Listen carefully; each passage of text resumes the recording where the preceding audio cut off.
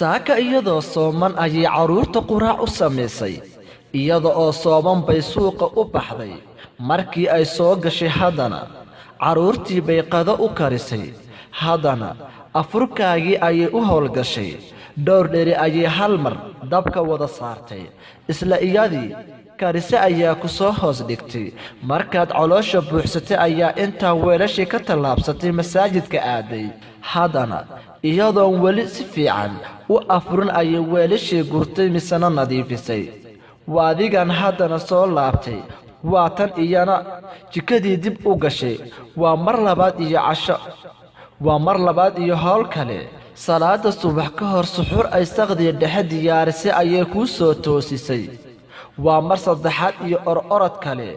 waa joogto waa sannad kasta waa 30 maalmood oo xiriir ah waana qof sooman sidaada oo kale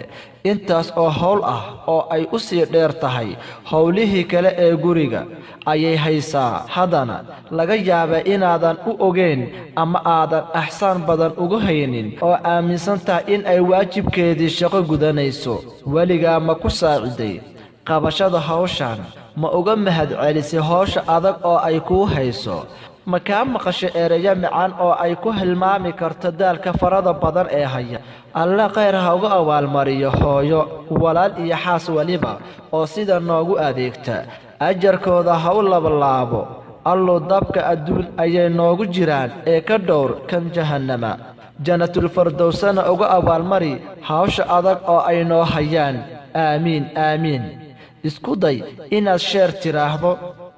isku day in aad subscribe tiraahdo si dadka ka dambeeya ay uga faa'iidaan